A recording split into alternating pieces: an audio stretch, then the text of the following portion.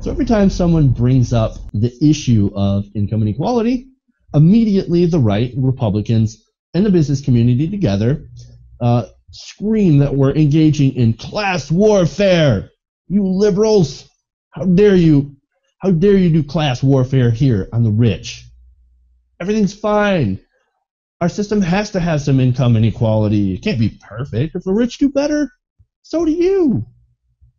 Well, a new report says that is, in fact, not the case.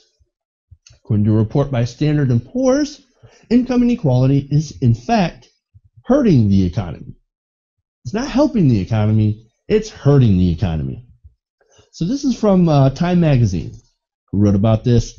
They wrote, rising levels of income inequality in the U.S. is a drag on economic growth and was a factor that contributed to S&P lowering its growth rating over the next decade from 2.5 to 2.8. Income inequality leads to extreme economic swings, an uncompetitive workforce, and discourages investment and hiring. And that's per S&P. Now, isn't it about time for a report like this to come out, guys? From an investment bank, no less. What do y'all think? America's ranked 4th, like most income unequal. That's not the right term, but they were kind of the most unequal nation, or 4th most unequal nation out of the 34 top OECD countries, and that's also when you factor in tax as well. Because you think tax is supposed to be a leveler, the richer pay more and stuff. Even after tax, it was still considered the 4th most unequal kind of wealthy nation in the world. The fact that S&P has reported this, it's nice that they've done that, but they're probably not too bothered about it, to be honest, because most of the people who work at S&P are going to be the ones who are going to be considered rich in the United States and for the rest of the world. It's basically confirming what everyone already knows, but it's basically a way of it's almost like it's setting it in stone. It's taking away the ability for businesses and corporations to pretend it's not a real thing or it's not a problem at all. This is why it matters. I guess you could call it legitimization of the issue, in a sense. It's stripping deniable plausibility away from the organizations that are trying to screw us over on this issue. That's why I think this matters. It's the more people and the more industry or institutions that are traditionally pro-business and well respected in the business community that come out and say income inequality is a problem, then the harder it is for us to avoid the issue and for corporations to avoid the issue. I want to point out, okay, there's excellent points made thus far, as is to be expected whenever Nick and Stephen are with us. I think maybe this is just an example of like the writing being on the wall so much that, like, you know, we passed the point where you can deny the data. Like, we've been past that for some time now, and now apparently we've even passed the point where you can ignore the data, and it just has to be acknowledged. Like, I don't think this is S&P, you know, coming around in some major way of thinking. I think it's them finally realizing, like, okay, the problem's gotten out of hand so bad, and it's become, you know, public enough knowledge that it's going to start hurting our bottom line as well. This is, I want to just point out, like, what an embarrassment this is. So the statistic that we're really kind of working off of here is a 20% rise in income inequality from 1979 to 2010. The disproportionate growth of the upper percentile compared to the rest of us is just completely out of hand, and it's good to see that even they are starting to acknowledge it. Right. You know, something that you mentioned is the times and stuff where the income inequality grew. And to add on to your point, I've got a chart that I want to show you guys, and I know you've probably all seen this before, so it's not going to be too much of a shocker when I show it, but I still want to show it. So there we go. So now you see the change from 1979 when it comes to income inequality. Notice there's a big dip, 2003, a huge boost in 2000. Then you go back even to you know, the just back in the 70s, and then you look at where we're at now in 2000, or I should say where we were at in 2009. It's off the charts. It's absolutely amazing. Standard & Poor's, we know it's a great company. Everything they do is right. All the mortgages that they rated AAA during the crisis were the only ones that didn't fail. So I totally believe them in this. Oh wait, Standard & Poor's kind of sucks. No, but Standard & Poor's is actually doing something that's counter to their own incentives. So that kind of leads you to believe that they might be right, because Standard & Poor's is a rating agency, and rating agencies make money from rich people. So I guess they're not being dickheads like usual. But my issue with the income inequality stuff, it depends. It's all depending on how you made your money, and more importantly, if there's greater income inequality, but people at the bottom are still growing, that's better than less income inequality than shrinking. But the problem we're having now is, since '79, our wages, normies, people's wages, have been kind of stagnating, and there's a lot of different causes for that. And I'll let Jeff finish it off before I drop elbows.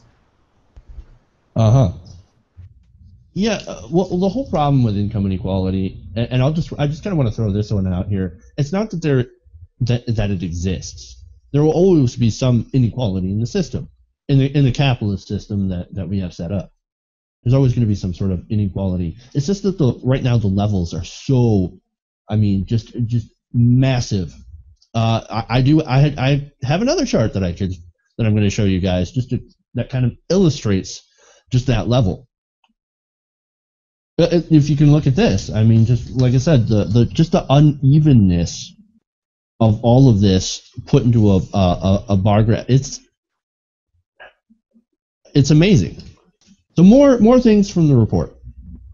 The SNP said in its report that government policies on taxation and government wealth transfers, including Social Security and Medicare, have not significantly reduced income inequality.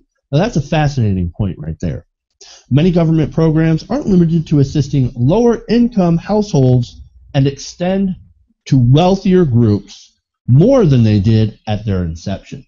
So nowadays, these wealth transfer programs, Social Security and Medicare, are actually helping rich people more than they were supposed to. That's really interesting. According to the report, the bottom 20% of households received only 36% of transfer payments in 2010, but received 54% in 1979. And once again, that's interesting. Now, Social Security and Medicare are very popular programs, right? You see that they're not limiting to those. They're actually serving those who are a bit wealthier. I don't know how much of them are in the top percent or 1%, but one could argue, and I would like to make this argument, is that it's actually helped keep those people out of poverty. If that's what this refers to, then that's great. Mission accomplished. But if it's helping people who are already well off, then that is a little bit of a problem. Well, that's like the crack in the data, though, is that older people are more wealthy because they have had time to work and build skills, and a lot of the people that are technically in the poverty or the low wages or the bottom percentage are young people who haven't yet developed any working skills and all that. So that's the issue with looking at income inequality as a flat number as opposed to tracking individuals and how they move, because the people are poor when they're young and they are wealthier when they're old. The elderly are the richest bracket in this country if you go by ages, because they've had a shit ton of years to work. So obviously all the wealth transfer programs that go to the elderly are also going toward the wealthier brackets, because you're taking from younger people and transferring to older people. That's just the way it is. It's the way it's kind of been for a while. Okay, so Sean raises a great point here, though, but not in the way that I think he intends to. So, and this is one thing I want to get into. One reason why this income inequality, at least for me, not as a professional financial expert or anything, but why this income inequality is so dangerous to the economy as a whole, not just to the people at the bottom, is that it kills what made America America. In America, the way that you jump classes, the way you go, that you better yourself, it's through investment. So you can work really hard and get a pretty good paying job, and certainly live comfortably. But the way to truly elevate, your socioeconomic status, I should say, is through investment. And back in the day, whenever employees, whenever these, all those graphs that Jeff showed were, kind of ticking along at the same rate, that was because the people working were getting raises. They were, being not necessarily promoted, but being rewarded for work with financial incentives. That is not the culture in corporate America now. We've seen since the downturn, even though these wages have stagnated, the actual working man's economy is in the tank. Stock market's exploded. Corporate profits have exploded, and it's because people don't get paid more for the same work, even for doing better work. The only way to increase your paycheck these days is to get promoted. It's just the idea of giving people raises for doing the job that you hired them to do it's a thing of the past now. And this is really dangerous because that means people don't get that extra money to invest in capital, and that problem's compounded right now because the stock market is at record highs. I know it's kind of dipped here the past few days, but generally speaking right now, the stock market is really, really high. So people like me who are trying to invest in our 401ks, not only can we not put that much back, but we're going to get slaughtered because the stock market, I believe, I don't think you have to be an expert to look at the actual economy out there, look at Main Street, to use the cliche, and compare it to Wall Street and realize that the stock market's probably artificially superheated right now, and it's going to fall down, and that's going to be a good thing. I think a healthy stock market that is more realistic with the scenario on the ground is a good thing, but people like me who are barely investing and can only afford to buy a few shares at a time, can't make big investments or whatever. We're socking away what little money we can, and it's going to be worthless here in a few years, and we're going to lose a ton of money. And I mean, that's not the way that you drive a mobile workforce that can jump between classes, and that's not good for a nation. In regards to the bottom 20%, that lower quintile receiving less of the share of the welfare pie, so to speak.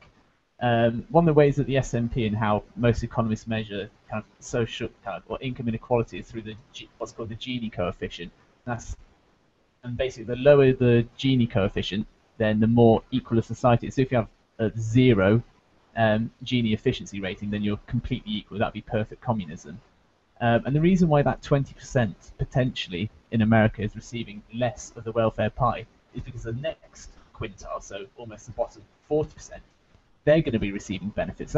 It's not necessarily a good thing that the lower 20% is receiving less benefits because the other 20% may have got better. It could have, in fact, mean that they've got worse. And then just the other thing as well in terms of this Gini coefficient. It was about 2004. I've just been looking at the statistics. The Gini coefficiency rating, so basically how equal a society is in a country in terms of income for all of its populace. The US and China were at exactly the same level. So you had the same amount of income equality between China and America, which is astounding. And I imagine that sometime after the crash and we're seeing recovery, there may be some difference. But there's only kind of Mexico, Brazil, and one other country that I can't see here that's actually more kind of unequal than America at the moment. And that should be depressing for all of you guys over there. Anyway, I want to go into what the SNP recommends to deal with income inequality, because I thought this was actually kind of a fascinatingly interesting take on this.